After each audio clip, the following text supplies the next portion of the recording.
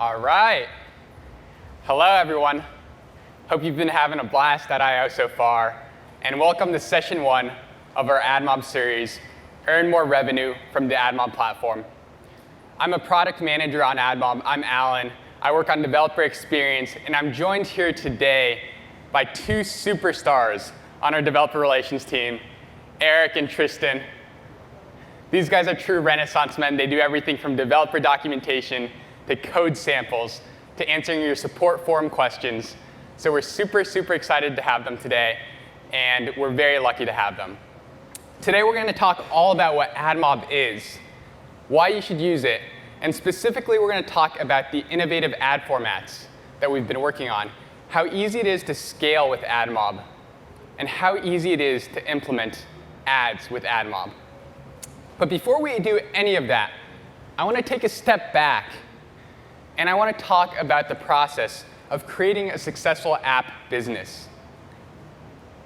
As app developers, we all know that there's so much more to creating a successful app business than just making the app itself. After you create the app, you have to get users on your app. You have to get traction. And after you get traction on your app, you have to figure out how to monetize that app. And that's why Google was so happy and so proud yesterday to announce Firebase.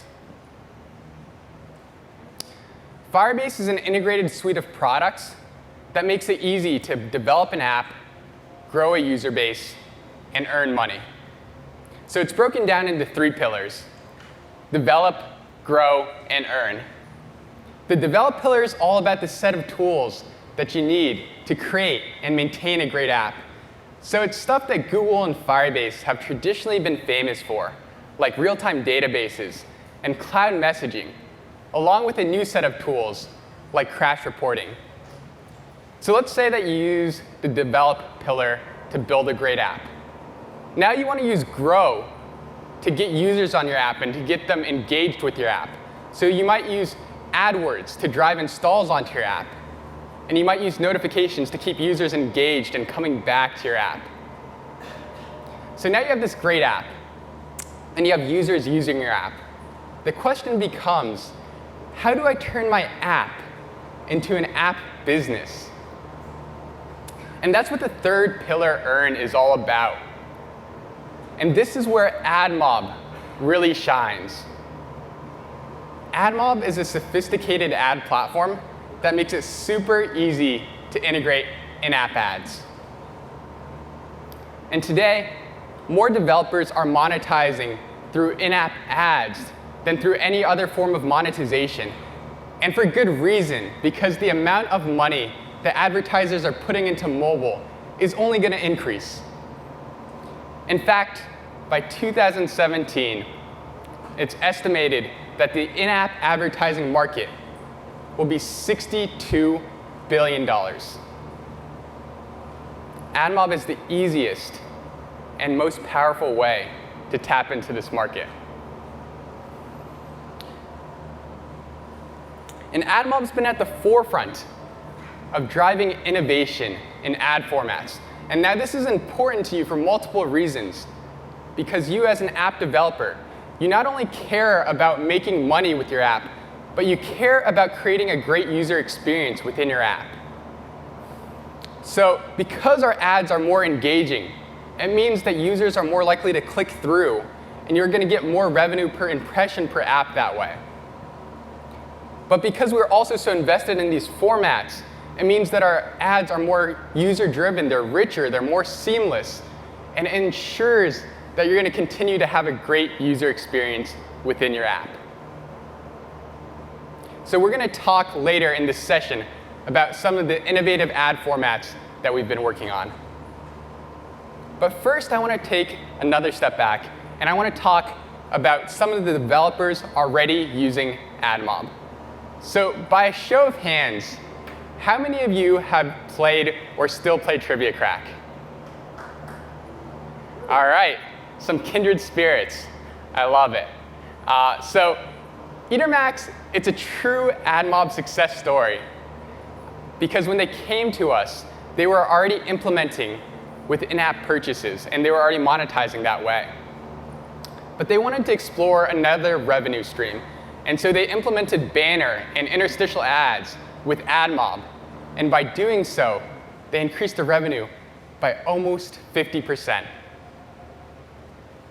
Now, a 50% increase in revenue, even for a small developer, is a huge deal.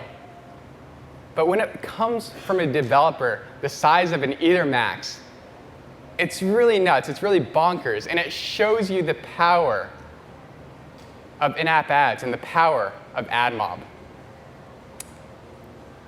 Now, Ethermax is far from the only large developer that uses AdMob as their monetization platform. You can see on the screens here that many of the largest and most successful developers in the world use AdMob to monetize. But we're not just a platform for the largest developers in the world. In fact, 1 million apps every month choose to use AdMob as a monetization platform. And these are apps that span globally and across all different app categories. Using AdMob is so flexible because it's easy to integrate, and we have a powerful feature set. That means as a small developer, you can integrate with AdMob without spending too many developer resources on it. And as you grow, and as you scale, and as you become that next Ethermax, you can begin to implement our more powerful feature set. You can do direct deals. You can leverage demand from other ad networks. And you can advertise your app within other apps that you own with our feature called House Ads. Now, as you grow and your customer base grows, AdMob's global and massive inventory means that you're not going to miss out on any monetization opportunities. As you scale, AdMob scales with you. And like Firebase, we support both iOS and Android. So now we've talked a little bit about what AdMob is and why you might want to implement AdMob. And I hope by now you're saying to yourself, hey, I'd like to earn some more revenue on my app. So now I'm going to talk a little bit about the implementation process and what we're going to go over in our code demos today. So today we're going to touch on two specific ad formats, banners and interstitials. What you see on the screen is a banner ad.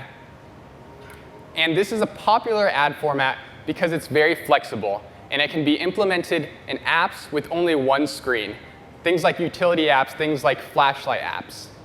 And so you can just append it to the top or the bottom of your app screen with a few lines of code. It's incredibly easy with AdMob, and Tristan is going to show you how to do it in just a few minutes. The other app format we're going to talk about today is the interstitial ad. So this is a full screen ad. It typically comes at a breakpoint in the flow of your app, so you can imagine putting it at the end of a game level. We've been investing a ton in this format. We have a lot of really cool and interesting interstitials, and Eric is going to show you how to implement an interstitial ad later on in this session. So we're super excited to showcase this entire platform to you. It's super easy to integrate with AdMob. You can scale very easily with us, and we have these dynamite ad formats. With that said, I want to pass it off to Tristan, and Tristan is going to show you just how easy it is to implement banner ads. Thank you.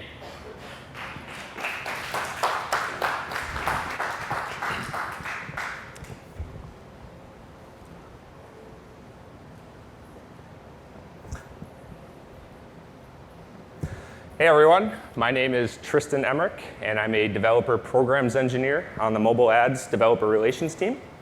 So now that you have an overview of what AdMob is and how it can help you earn ad revenue in your apps, the next step is to integrate with AdMob. And you do this by placing ads in your apps. So I'm really excited to show you today just how easy it is to implement and request a banner ad in an iOS app written in Swift. So before we get started with the implementation, I want to show you what the app's going to look like when we're done implementing it. So it's going to be a very simple app with a single Request Ads button. And when clicked, it's going to show our test banner ad. So very simple, very straightforward. The actual implementation itself is broken into 4 main steps. First, we're going to create our Xcode project. Next, we're going to integrate with AdMob by linking the Google Mobile Ads SDK to our project. We're going to build the app's user interface using Storyboard, and we're going to create the ad request in the view controller. So let's get started with the implementation.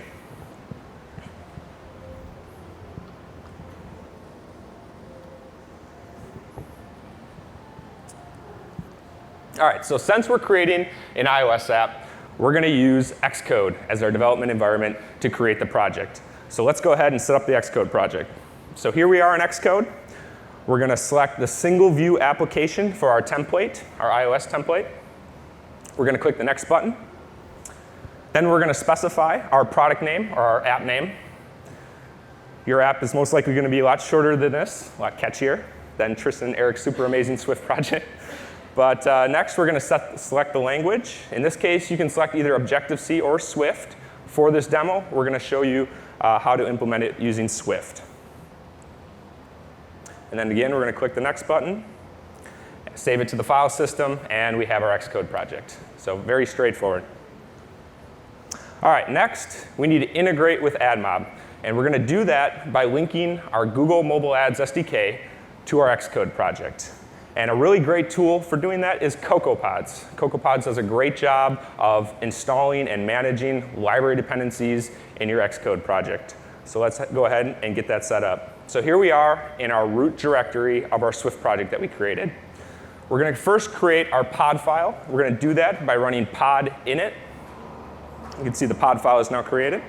We're going to go ahead and open the pod file, and we're going to drop the Google Mobile Ads SDK pod in there. We're going to leave the default settings the way they are. We're going to save it, close the pod file. And now we want to install that pod. So we're going to tell CocoaPods to install it by running pod install. You can see it's downloading the dependencies. And the Google Mobile Ads SDK has successfully installed into our Xcode project. And you see we have the latest version of the SDK. Now you also see in the green text there that an Xcode workspace was created. So that's what we want to open this time, not the Xcode project. So we're going to open our Swift Xcode workspace. So once that opens, it's going to take us back to Xcode. And you'll see our Swift project that we created, as well as a second project called Pods. And this is where the Google Mobile Ads SDK lives and is linked to our Xcode project. And there we go. We've successfully integrated with AdMob by linking the SDK to our project. Next, we need to build the app's user interface. And we're going to do that using Xcode's Storyboard. So let's go ahead into Storyboard, and we're going to add our Request Ads button and our banner view. So in the bottom right corner of Xcode is the object library. We want to grab the UI button, which is going to be the Request Ads button, drag it onto the storyboard, change the text. And now we want to set some layout constraints. So we're going to hit the Control key and drag, and a menu is going to pop up, and we're going to position it in the center, horizontally and vertically in the container. All right, so now we need to get the UI view, which is going to hold the banner view. So we go back down to the object library, drag the UI view onto the storyboard. And now we want to set the layout constraints. So we go down to the bottom right on the pin icon. We're going to set the banner to the bottom of the container. So we set the bottom margin to 0. We're going to set the width and the height to 320 points by 50. We're going to go ahead and add those 3 constraints. Next, we're going to align it. So we want to align it at the center and on the bottom of the container. So we're going to horizontally center it. And as you can see on the left side of the screen, you see some orange dashes. And what this is saying is that Storyboard expects our UI view to be positioned at that location, since we've set our layout constraints. But we need to resolve those layout constraints before the view gets updated. So we go back down to the right-hand corner to resolve our layout constraints. Simply click Update Frames. And we have these blue lines. So these blue lines signify that the banner view, or in this case the UI view, is positioned correctly in the storyboard. So we have a UI view, but we actually want to implement that as a GAD banner view. And that's our SDK's custom class for displaying a banner. So we're going to go up to the right-hand top corner of Xcode into the Identity Inspector. And we're going to change the class from a UI view to a GAD banner view. And so this will allow us to create an instance of the GAD banner view so that we can call its methods as well as set its properties. So now we're going to open this assistant editor so we can display the storyboard and the view controller side by side. We're going to again hit the control key and drag up to the view controller. So we want to create a reference to the newly created banner view. So we're going to go ahead and make that connection. Next, we want to handle when a user taps on the Request Ads button. And so we're going to create an action this time so that that action event gets fired when the Request Ads button is clicked. So we'll leave all the default settings the way they are. And that'll create our Request Ads method.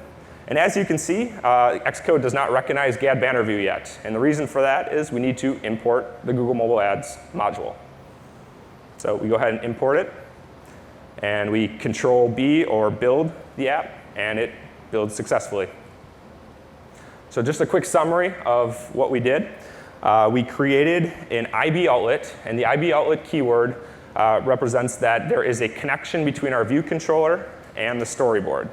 And this allows storyboard, or basically we tell storyboard to create and take care of the initialization of the GAD banner view so that we can reference it in our view controller, call its methods, set its properties. We've also created an IB action, which links to storyboard to handle user taps on the request ads. OK, so now that we've built the app's user interface, next we actually have to do a little coding. So we're going to go into the view controller.swift file, and we're going to create the ad request. Back in Xcode, we're going to close the assistant editor and go into the view controller. And in the viewDidLoad method, this is the method that gets called when the view controller is getting created and is going to appear is going to be visible to the user of your app.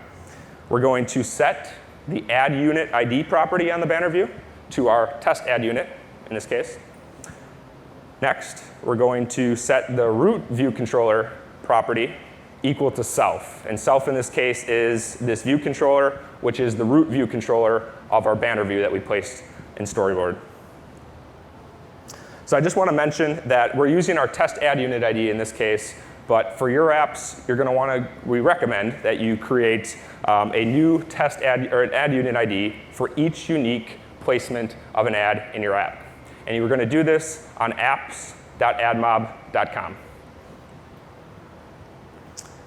Now we want to create the ad request. So we're going to go ahead and create a GAD request. That's our SDK's ad request.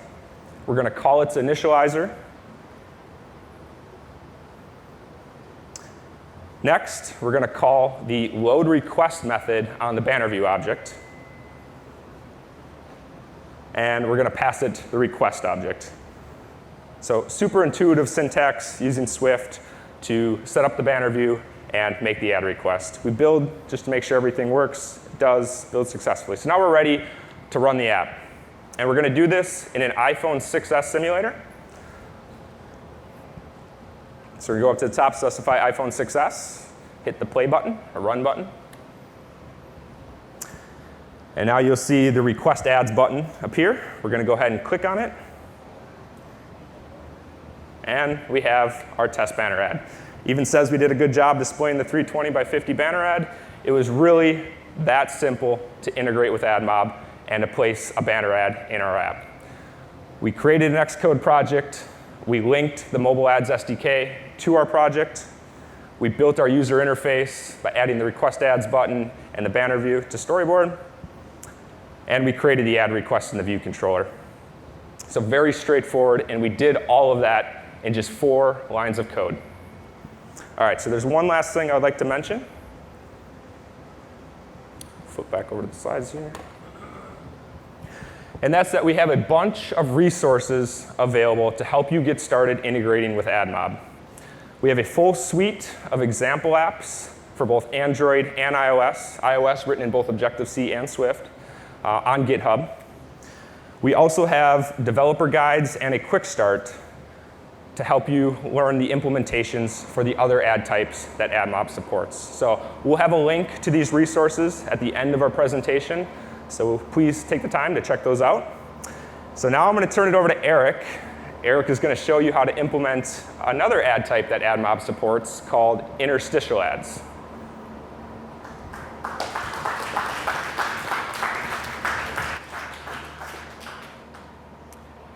Thank you, Tristan. Hi, everyone. My name is Eric Lichtenschlag. I'm a developer programs engineer with AdMob, and I'm going to talk to you today about how to integrate interstitial ads into the same application that Tristan used to integrate banners. And you'll see that it's just as easy. So due to the full screen nature of interstitial ads, because when they're presented, they take over the full screen and take over the user experience, it's very important to split the interstitial loading step as well as the showing step. And these two steps within your code may happen seconds apart or even minutes apart, depending on how early you can do the preloading. So I'm now going to walk through how to do this first step, which is the preloading.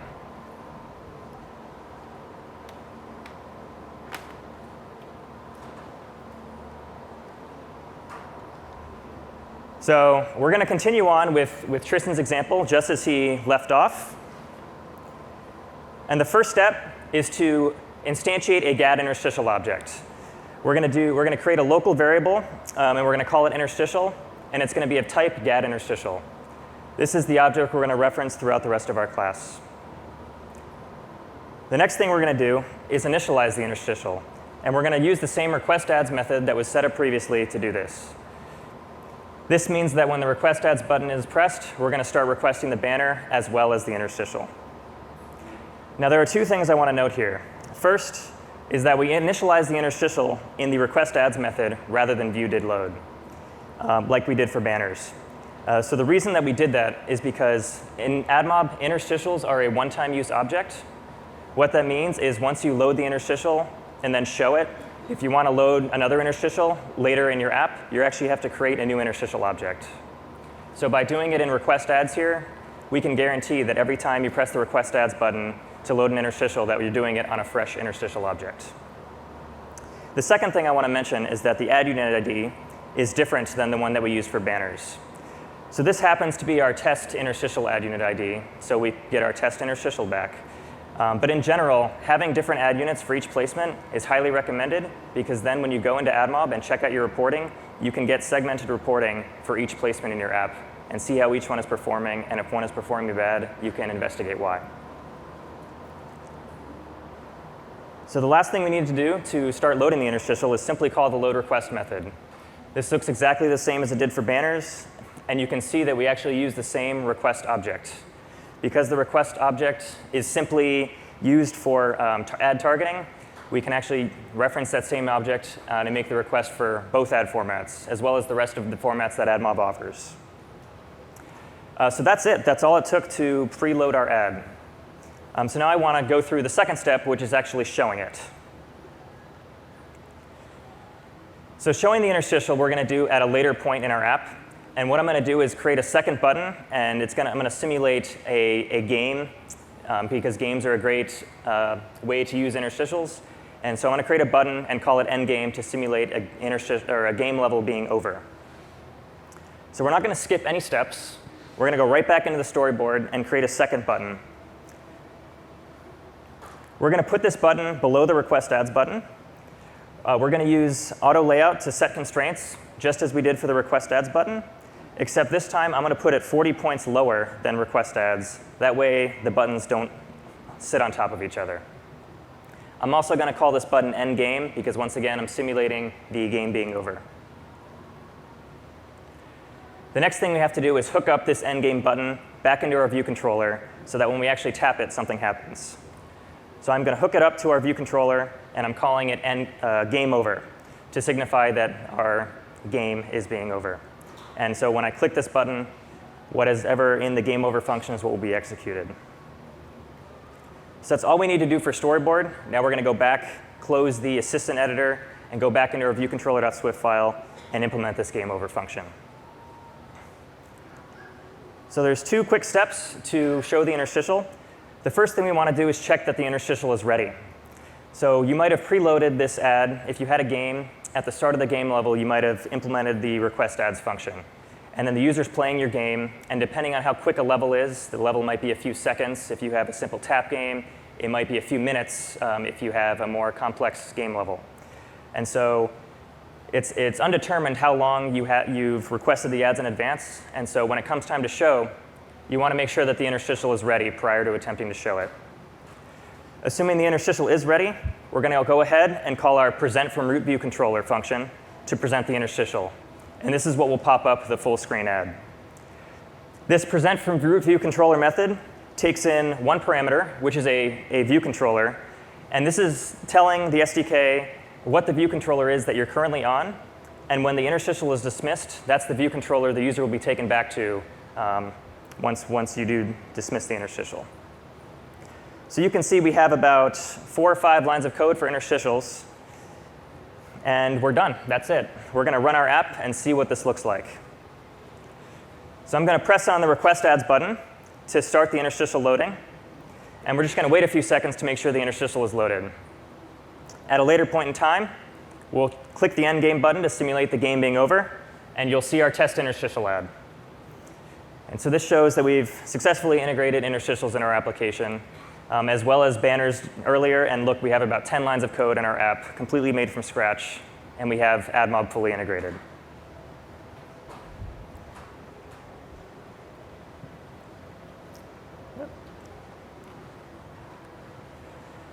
The next thing I want to talk about is ad events. You may have been wondering in this previous demo, I might have waited 2 seconds, I might have waited 2 minutes, but how did I know that the interstitial actually successfully loaded? Maybe there was a network problem, maybe the interstitial failed to load, maybe the ad just took a really long time because the connection was slow. You might want to know earlier in advance if that interstitial actually loaded, rather than having to poll is ready and is ready consistently. So the SDK offers ad events that notify you of both loading states as well as presentation states within the process. So the 2 loading events that we have are the ad received as well as the ad failed to load. Every single time you call the load request method, you will get either one of these 2 events back, whether or not the ad succeeded or the ad failed. For ad presentation, we have 3 events. The first is when the ad actually presents an overlay. You can implement this callback to pause your app when the ad overlay is presented, because your game will no longer be active. Similarly, once the ad is dismissed, we give you another callback. So as the owner of the application, you can start the next game level or prepare the user for the next game level, or whatever else your app does, you can continue doing it. Finally, if while the interstitial is being presented and the user clicks on it, and that causes the user to exit the application to go to Safari or to go to the App Store to download some other app, you'll also be notified with the add will leave application event. So these are the ad events that we have for interstitials. These ad events also exist for banners in the same function. And I'd like to walk through how to actually implement these ad events.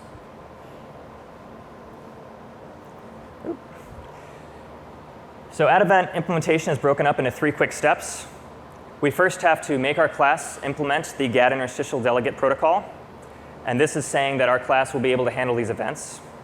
The second step we're going to do is tell our interstitial object that when you have these events, send them to our class that implements the interstitial delegate so that we can handle them. Finally, we simply need to implement the ad events that we care about.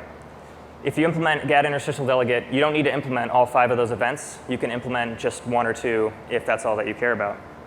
So let's walk through doing that now, and we're going to show a demo of just implementing the ad view or the interstitial ad being received so that we can know in advance whether or not we're going to be able to show it.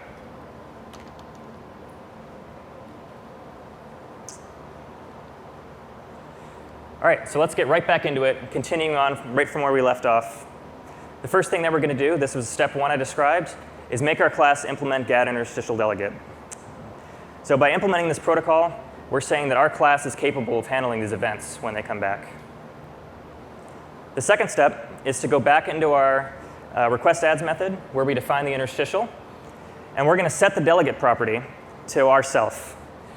So this delegate property has to be of type getInterstitial delegate, which we did in step 1.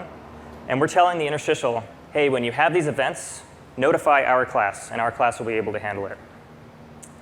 So we've promised the interstitial that we can handle these events. Now we actually have to implement these events. And so the final step is to implement the ones we care about. And in this example, we're going to implement interstitial did receive add. For this demo, all I'm going to do is print the function, which is going to log a message to our logging screen with the method name. And this will be an indicator that the interstitial was actually received. So that's it, just 3 more lines of code, and we have an add event integrated. So I'm going to run this app again, and we're going to see the difference of how we're going to be able to see that the interstitial is actually loaded. A quick second after pressing that request adds button, you can see logging to the screen our interstitial did receive add event. At this point, we can be confident that the interstitial was received, and that when our game is over, we will be able to show that interstitial.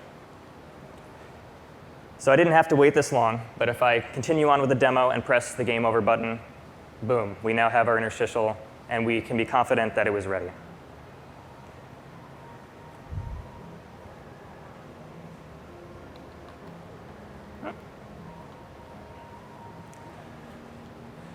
So you've seen how easy AdMob is to implement.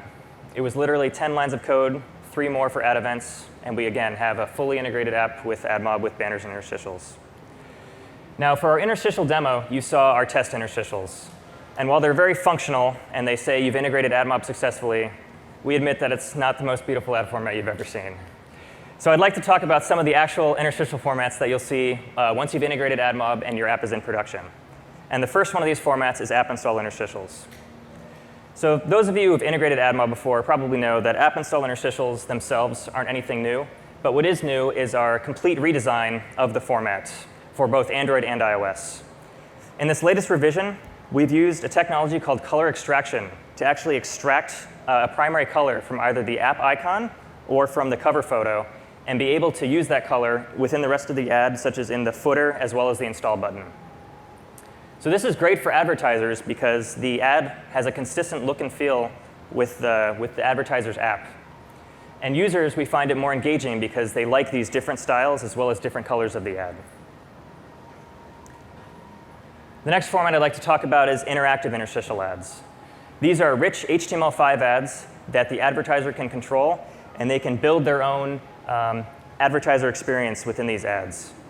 So advertisers love it because they get the freedom to do these things, and they're not controlled or limited to some kind of ad template, and they can build these interactive demos.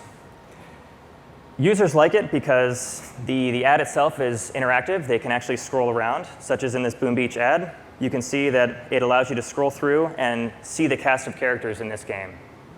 So because users can actually take action, they're more engaged with this type of ad.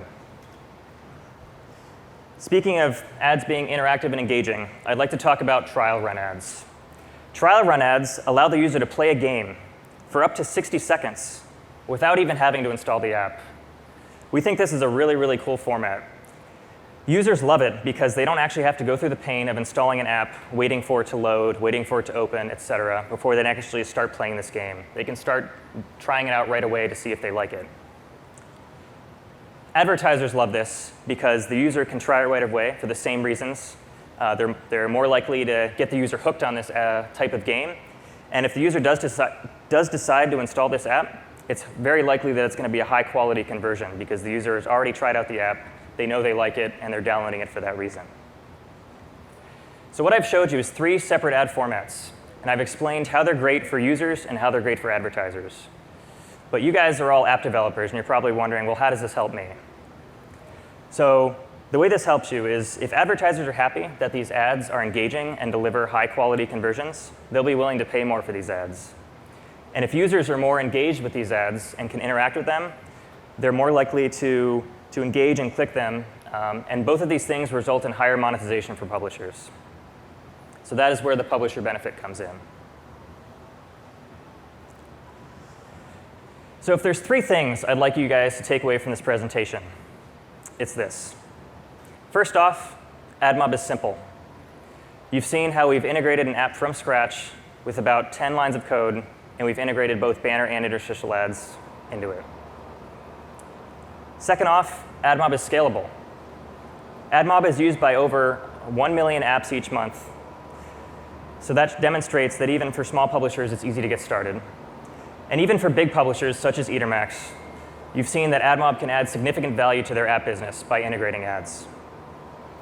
Finally, the AdMob app formats are beautiful. We've demonstrated a few banner and interstitial formats here. And I would love for you guys to stick around for the next session, where we'll discuss our latest innovations in both rewarded ads as well as native ads. So that will be happening right back in this room at 10 o'clock. So that's it for our presentation. Thank you, all you guys, for showing up. I'm going to leave some resources on this next slide for those of you who want to copy that down and get started implementing AdMob in your app today. And we'll be around for questions around this area right now if you want to come talk to us. So thank you.